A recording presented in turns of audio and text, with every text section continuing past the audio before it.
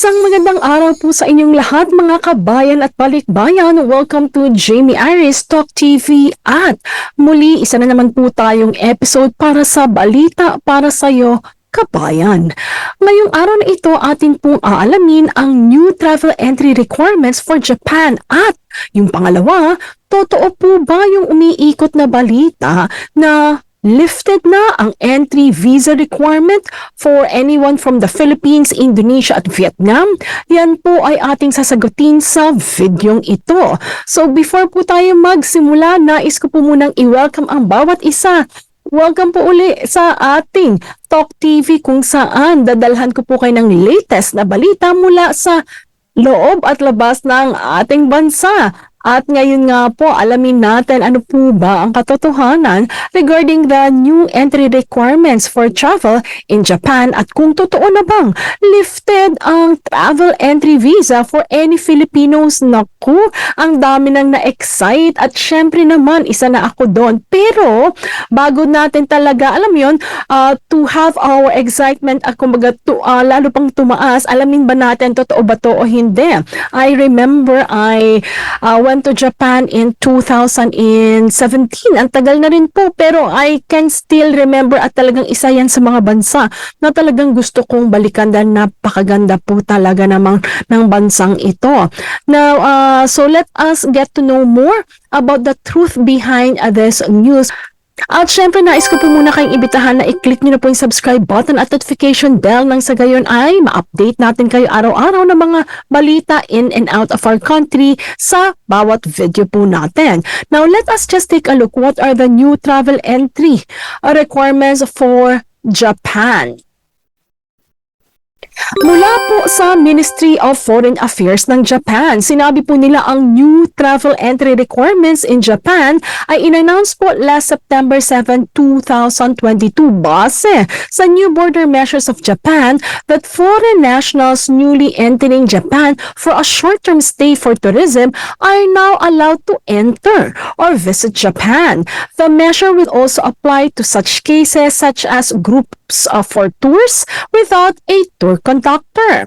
Now also from September 7, 2022, base pa rin po sa new border measures among all cross-border travelers and returnees from countries or regions where the B.1.1.529 or Omicron variant becomes dominant, persons who possess a valid vaccination certificate of COVID-19 ay hindi na po kinakailangan, will no longer be required to submit the certificate of negative result of the pre-departure COVID-19 test within 72 hours prior to departing from the original country or region. So, tingnan po natin mabuti. Proof of vaccination, testing, and quarantine mula po muli sa Ministry of Health, Labor, and Welfare ng website na https://www.mhlw.go.jp. Now, meron po silang tatlong category. So, sinasabi po nila dito, meron pong country of region of your stay, meaning kung saan po tayo nang galing, kinategorize po nila sa color blue, yellow at red. Ano bang ibig sabihin po nito? Sinabi nila na regardless of the aforementioned measure, those entering in Japan must yield to any additional instruction or kinakailangan pong sumunod from the quarantine stations regarding COVID-19 testing at the port of entry and isolation, including isolation at home. Furthermore, those who test positive and will be required to isolate in a quarantine facility that has been designated by the head of the quarantine station, the period of isolation cannot be shortened for such cases. Ngayon, paano ba itong grouping of country or region? Mula pa rin po sa same website, mula sa Ministry of Health, Labor, and Welfare ng Japan, among countries and region in which the entrance state or kung sino po yung magta-travel papunta ng Japan, kung kayo po ay nanatili within 14 days before the day of your return to Japan or the day of application for landing on Japan, the measures of the countries or regions with the highest risk in accordance with the above-mentioned designations will be applied. Ayan po. So, yung color po natin, meron tayong color blue, color yellow, and then meron din po tayong color red. So, paano po ba na-classify ng ganito? So, tingnan po natin. So, you will be classified or ang mga manggagaling na traveler from the countries na color blue ang code, kailangan po yung valid vaccination certificate, pwede naman pong with or without. Ayan. So, pre-departure test, kung kayo ay with valid vaccination certificate, you are no longer required to have a pre-departure test from your point of origin. Wala na rin po kayong on-arrival test at wala rin pong isolation or quarantine. Pero kung kayo po naman ay walang vaccination, so kinakailangan po na may pre-departure COVID-19 testing kayo bago kayo umalis mula sa bansang pinanggagalingan nyo kung kayo ay under blue category. And then mamaya ibibigay po natin kung ano-ano po yung mga bansa na nasa blue category. And if your country belongs to the yellow country, so kinakailangan po kung sakasakaling po ang valid vaccination certificate ba ay nire-require para doon sa may mga vaccination. Kumbaga, hindi na po ninyo kakailanganin yung pre-departure testing kung kayo po ay may valid vaccination certificate na maipapresent pagdating nyo po sa Japan or upon pre-departure before flying to Japan. Gayon din po, kapag kayo po ay galing sa yellow country, ibig sabihin po nito, kung kayo ay walang vaccination, required kayo number 1, to provide a COVID-19 pre-departure testing. And then, on arrival test, required din po kayo. At kapag dating nyo sa Japan, may 3-day at home quarantine po kayo. Ayan. Tingnan natin yung note nila. Sabi nila, yung isolation ninyo will be terminated if ang COVID-19 test nyo is negative on the 3rd day of isolation. Ibig sabihin dun po matatapos.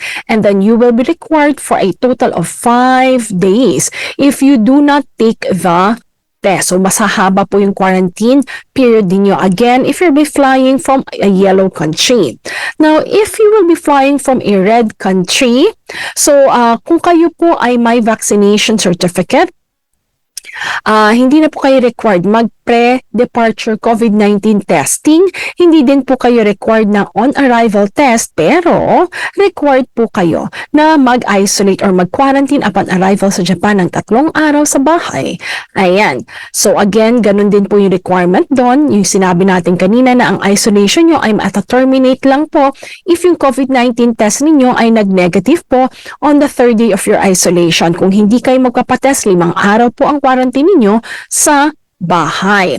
Now, kung sakasakali naman po without vaccination kayo at magta-travel sa Japan, makakapasok pa rin naman po kayo pero required ang pre-departure COVID-19. Required din po yung inyong on-arrival test plus 3 days at the facility. Ito naman po, your isolation will be terminated if COVID-19 test is negative on the 3rd day of the isolation at the facility.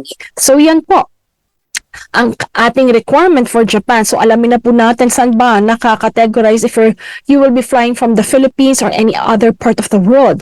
So for those who will be in the blue category, so hinahati po natin to sa Asia and Oceania, North America, Latin America, Europe, at Middle East and Africa.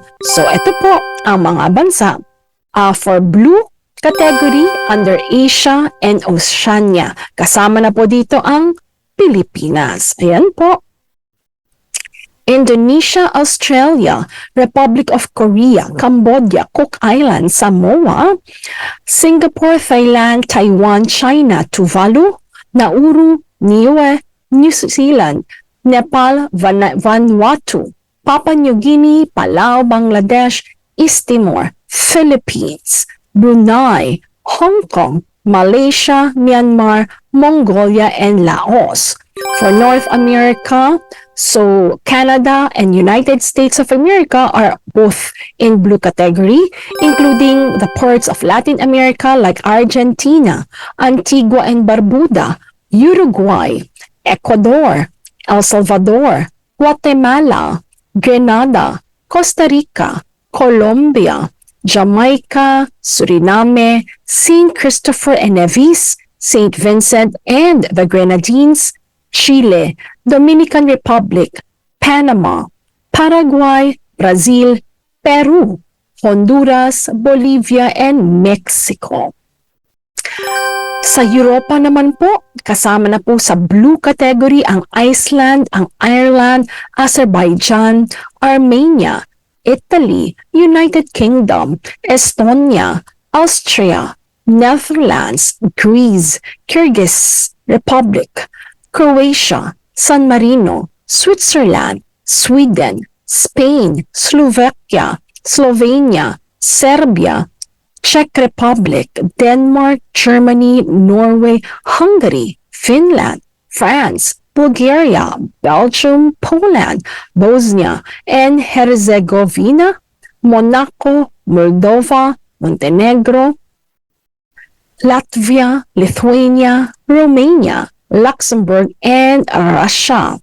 And from the Middle East and Africa, including po sa blue category ang Afghanistan, ang United Arab Emirates, Algeria, Angola, Israel, Iraq, Iran, Uganda, Eswatini, Ethiopia, Eritrea, Cabo Verde, Ghana, Qatar, Cameroon, Guinea-Bissau, Kenya, Comoros, Cote d'Ivory, coast of Ivory Coast, I believe this is, Sao Tome and Principe, Zambia, Djibouti, Somalia, Tanzania, Chad, Nigeria, Western Sahara, Bahrain, Benin, Botswana, Madagascar, Malawi, South Africa, South Sudan, Mozambique, Mauritius, Morocco, Jordan, and Rwanda.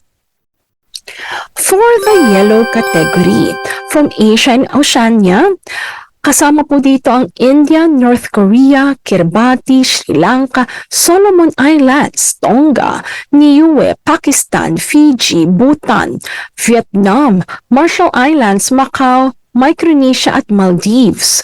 Samantalang sa Latin America, andyan po ang Guyana, Cuba, St. Lucia, Dominica, Trinidad and Tobago, Nicaragua, Haiti, Bahamas, Barbados, Venezuela at Belize. At kung sa Europa naman po, andyan ang Albania, Andorra, Ukraine, Uzbekistan, Kazakhstan, North Macedonia, Cyprus, Kosovo, Georgia, Tajikistan, Turkmenistan, Vatican, Belarus, Portugal, Malta, at Liechtenstein. For Middle East and Africa, Yemen, Egypt, Oman, Gabon, Gambia, Guinea, Kuwait, Republic of Congo, Republic of Congo, Saudi Arabia, Sierra Leone, Syria, Zimbabwe, Sudan, Seychelles, Equatorial Guinea, Senegal, Central African Republic, Tunisia, Togo, Turkey, Namibia, Niger, Palestine, Burkina Faso, Burundi, Mali, Mauritania, Libya, Liberia, Lesotho, and Lebanon. So following countries and regions change from red to yellow category from 00 JST on September 7, 2022 are Albania and Sierra Leone. Now, so far, great news as of ngayon po September, sa red countries, 0 countries and regions pa naman po ang nakakategory dito sa red. So looking forward, wag na po sana magkaroon ng mga bansa sa red. But please stay tuned, especially if your travel will be October onwards. Check nyo lang po yung latest list from Japan. So, yan po yung unang concern natin. Ito po yung new travel entry requirements flying to Japan. Now, the second question that we have to answer is it true na hindi na kinakailangan ng mga Filipinos or anyone from the Philippines, Indonesia, and Vietnam ng travel visa when you are to fly to Japan? Mula po sa Embassy of Japan in the Philippines. So maganda po na alam po natin to kesa ma-raise yung hope natin tapos hindi naman po pala totoo. Alam niyo naman, maraming naglipa ng fake news. Ano po ba yung true? So notice to the public, according to Embassy of Japan in the Philippines, recently false news have been circulating regarding the Japanese visa for nationals of the Philippines, Indonesia, and Vietnam. The news mentioned that Japan has lifted its visa for the Philippines, Indonesian, and Vietnamese. Now, the Embassy and Consular Office of Japan in the Philippines would like to clarify to the public that Japan has not lifted the visa requirements for nationals of the Philippines, Indonesia, and Vietnam, contrary to the recent reports. However, Japan has opened multi-entry visas to nationals of the Philippines, Indonesia, and Vietnam. Japan will continue to accept and deliver visa application for Japan through accredited agencies. Now, for the details about the visa application and issuance of the multiple entry visa, please refer to the information. That's http://www.ph.emb-japan.go.jp. And that's it mga kabayan. So looking forward sa mga excited makalipad papunta ng Japan. Now you know the latest travel entry requirements for Japan at kailangan pa rin po natin bilang mga Filipinos if we will be entering Japan ng travel visa. Great news! Pwede na po tayong mag-apply ng entry visa. Naku, isa na po ako dyan.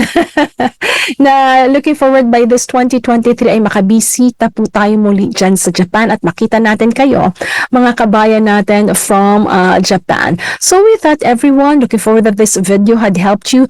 Please click like naman po if you find this video helpful and informative. At gayon din po, sa lahat po ng hindi pa po nakakapag-subscribe, iniimbitahan ko po kayo na to click that subscribe button at notification bell nang sa gayon makasama po namin kayo muli sa isa po nating video. So with that, muli ako po si Jamey Iris, ang inyong top TV show host at vlogger, reporting to you or sharing to you the recent updates happening in and out of the Philippines about travel and other inspiring topics. With that, may you have a blessed and pleasant flight kapag lumipad na po kayo pabalik sa Pilipinas or magbabakasyon po sa ibang bansa. So with that, thank you so much also po for watching. Maraming salamat kahit saan man po tayong dako ng mundo, taas noo, tayo po'y mga Filipinos. See you everyone!